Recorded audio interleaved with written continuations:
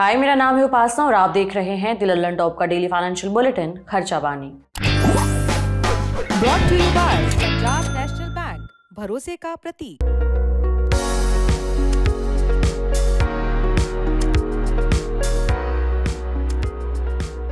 31 मार्च 2025 नज़दीक है। ये सिर्फ मार्च महीने की आखिरी नहीं है, ये चालू वित्तीय साल खत्म होने की भी आखिरी तारीख है। इसलिए बिना देर किए सब काम किनारे करके ये कुछ ज़रूरी काम निपटा लेंगे तो फ़ायदे में रहेंगे। अगर ये काम टाइम पर नहीं किए तो पॉकेट में छेद और आंखों में आंसू तय है। आंसू ना भी निकले तो आपका बटुआ ज़रूर खाली हो जाएगा। कुछ उदाहरणों के साथ बताऊं तो टैक्स बचाने का आखिरी मौका है, इसलिए अगर टैक्स बचाना है तो फटाफट निवेश कर दीजिए, वरना अप्रैल में कमाई का बड़ा हिस्सा साफ हो जाए तो दूसरों के माथे ठीकरा मत फोड़ना। सिर्फ टैक्स ही नहीं, कई और भी ऐसे काम हैं, जैसे कुछ स्कीम्स भी हैं जिनकी आखिरी तारीख जो है वो 31 मार्च है। अगर समय रहते ये काम नहीं निपटाए तो मोटा जुर्माना और टैक्स भरना पड़ सकता है।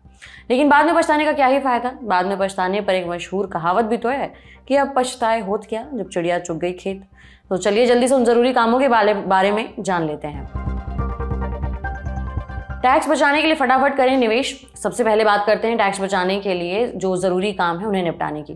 टैक्स बचाने के लिए निवेश की आखिरी तारीख 31 मार्च है। जिन लोगों ने ओल्ड टैक्स रेजीम चुना है उनके लिए वित्तीय वर्ष 2024-25 के लिए टैक्स सेविंग इन्वेस्टमेंट करने की लास्ट डेट 31 मार्च है। इस तरह से देखें तो अब इन लोगों को निवेश करने के लिए 2 हफ्ते से भी कम समय बचा है। आयकर अधिनियम 1961 की धारा 80C के तहत निवेश पर सरकार 1.5 लाख रुपए तक का टैक्स छूट देती है। ये छूट कुछ चुनिंदा स्कीम्स में निवेश करने पर ही मिलती है। ये छूट इक्विटी लिंक्ड यानी कि बचत योजनाएं, ELSS, सुकन्या समृद्धि खाता, जीवन बीमा पॉलिसी, पब्लिक प्रोविडेंट फंड यानी PPF, कर्मचारी भविष्य निधि यानी EPF पर इन्वेस्टमेंट करने पर मिलती है। इसके अलावा अगर आप 31 मार्च से पहले 5 साल से ज़्यादा अवधि वाली टैक्स सेविंग FD, राष्ट्रीय बचत पत्र यानी कि नेशनल सेविंग सर्टिफिकेट और post office fixed deposit scheme में 5 साल के लिए निवेश करते हैं तो भी टैक्स छूट मिलती है। ये ध्यान देने वाली बात है कि जो टैक्स पेयर्स 31 मार्च के बाद इन्वेस्ट करते हैं वो अगले साल यानी कि 2025-26 में ही कर कटौती का दावा कर पाएंगे। लेकिन अगर आप टैक्स बचाने के लिए निवेश करने जा रहे हैं तो ये ज़रूर जांच लें कि आपको क्या इसकी ज़रूरत है। हो सकता है कि आप पहले ही ETC के तहत मिलने वाली 1.5 लाख रुपए की लिमिट के बराबर इन्वेस्ट कर चुके हों। इसलिए नया कोई निवेश करने से पहले मौजूदा इन्वेस्टमेंट के बारे में अच्छे से पता कर लें। साथ ही एक और ध्यान देने वाली बात है कि अगर कर्मचारी भविष्य निधि और होम लोन की EMI को भरने से आपका टैक्स बचत की जो लिमिट है, जो ज़रूरत है, वो पूरी हो जा रही है तो फिर आपको अलग से शायद ही निवेश करने की ज़रूरत हो। लेकिन हम यहाँ टैक्स बचाने के लिए किए जा रहे निवेश की बात कर रहे हैं। आप बचत के लिए निवेश कर रहे हैं तो ये एक अच्छी आदत है। वित्त वर्ष 2024-25 के लिए एडवांस इनकम टैक्स भरने की आखिरी तारीख 15 मार्च 2025 थी, लेकिन आप पिछली तिमाही का बकाया एडवांस टैक्स अब भी भर सकते हैं। इस भुगतान पर धारा 234C के तहत ब्याज लगेगा। हालांकि इस ब्याज के बावजूद आपको इतना पैसा नहीं चुकाना पड़ेगा जितना कि 31 मार्च के बाद भरना पड़ता। अगर आप 31 मार्च 2025 तक पिछली तिमाही का एडवांस टैक्स नहीं भरते हैं तो धारा 234B के तहत 1 अप्रैल 2025 से एक्स्ट्रा ब्याज भी देना पड़ेगा। एडवांस टैक्स हर उस टैक्स पेयर को भरना होगा जिसकी कुल टैक्स देनदारी एक वित्तीय वर्ष में 10,000 रुपए से ज्यादा है। अगर डेडलाइन खत्म होने के बाद एडवांस टैक्स चुकाया जाता है तो सेक्शन 234C के तहत स्थगित टैक्स की रकम 1% प्रति महीने ब्याज देना होगा।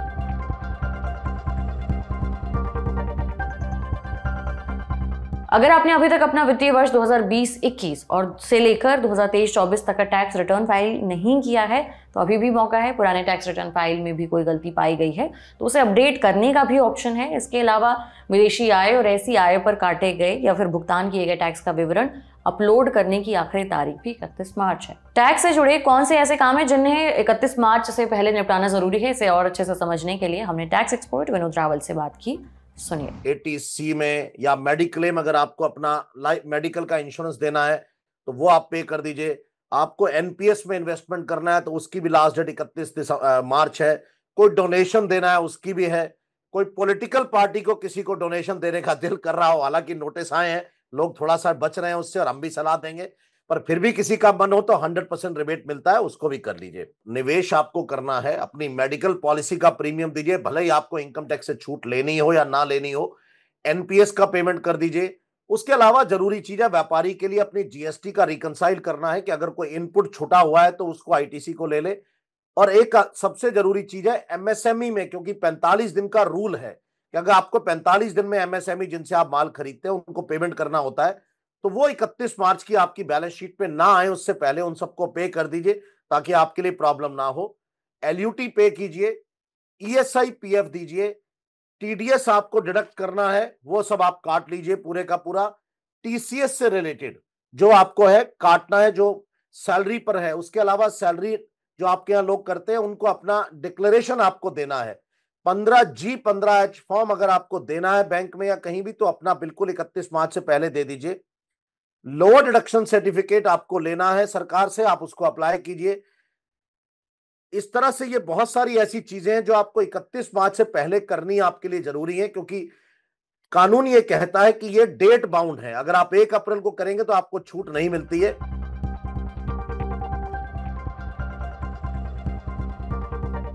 अगर आपने सुकन्या समृद्धि योजना या पीपीएफ खाता खुलवा रखा है तो इन अकाउंट्स को एक्टिव रखने के लिए इनमें 31 मार्च 2025 तक कुछ रुपए जरूर डाल दें। पीपीएफ और सुकन्या समृद्धि योजना में पैसे नहीं डाले जाने पर ये अकाउंट्स बंद हो सकते हैं। सरकारी नियमों के मुताबिक सुकन्या समृद्धि योजना और पीपीएफ खाते में हर साल एक तय रकम डालनी जरूरी होती है। सुकन्या समृद्धि योजना में अगर अकाउंट है तो आपको हर साल में कम से कम 250 रुपए देने ही होंगे। अगर आप ये पैसा नहीं देते हैं तो आपको 50 रुपए का जुर्माना देना पड़ेगा। सुकन्या समृद्धि योजना अकाउंट पर फिलहाल 8.2% का ब्याज मिल रहा है। वहीं पीपीएफ खाता धारकों के लिए कम से कम 500 रुपए जमा कराना जरूरी है। इस तरह से आपको इसमें एक वित्त वर्ष में कम से कम 500 रुपए का जमा करना होता है। ऐसा अगर नहीं करते हैं तो आपका खाता जो है वो डीएक्टिवेट हो सकता है, बंद हो सकता है। इन दोनों स्कीम्स में पैसा डालने की आखिरी तारीख 31 मार्च 2025 है। सरकार इस समय पीपीएफ पर 7.1% का ब्याज दे रही है।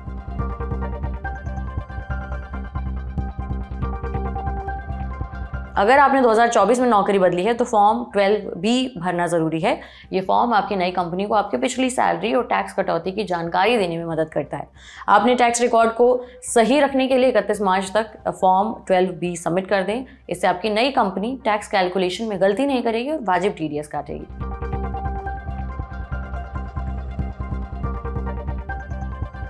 भारत सरकार के कॉर्पोरेट मामलों के मंत्रालय ने पीएम इंटर्नशिप योजना 2025 के लिए रजिस्ट्रेशन की आखिरी तारीख बढ़ा दी है। अब इस इंटर्नशिप योजना के लिए आवेदन करने की आखिरी तारीख 31 मार्च 2025 तक है। इसलिए जो युवा उम्मीदवार इंटर्नशिप योजना के लिए आवेदन करना चाहते हैं वो पीएम इंटर्नशिप की ऑफिशियल वेबसाइट pminternship.mca.gov.in पर अपना रजिस्ट्रेशन करा सकते हैं। इस स्कीम के तहत युवाओं को देश भर के प्रसिद्ध कंपनियों में इंटर्नशिप का मौका मिलता है। साथ ही 5000 रुपए स्टाइपेंड भी सरकार देती है।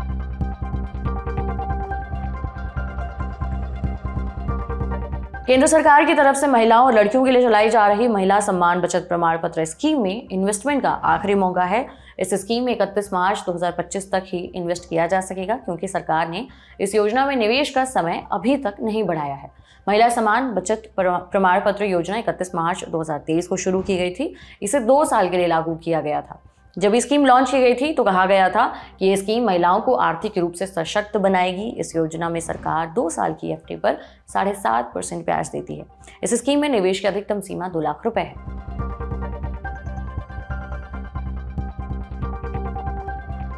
कई बैंकों ने पिछले कुछ सालों में खास तरह की सावधि जमा यानी कि एफडी स्कीम्स पेश की हैं। इन एफडी स्कीम्स में निवेश पर बैंक मोटा ब्याज देते हैं। उदाहरण के लिए भारतीय स्टेट बैंक की अमृत वृष्टि और अमृत कलश स्कीम एसबीआई अमृत वृष्टि में सामान्य नागरिकों के लिए 444 दिनों की एफडी पर 7.2% का ब्याज मिलता है, जबकि सीनियर सिटीजन्स को 7.75% का ब्याज दिया जा रहा है।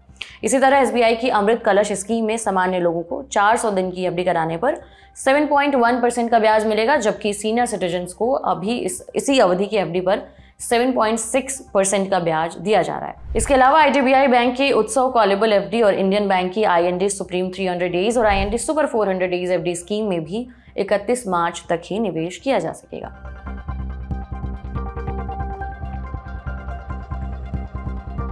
बुलेटिन की शुरुआत में हमने जाना है कि निवेशकों को टैक्स बचाने के लिए कौन से तरीके अपनाने चाहिए, लेकिन कई ऐसे लोग हैं जिन्हें शेयर मार्केट में फायदा या नफा नुकसान उठाना पड़ा होगा।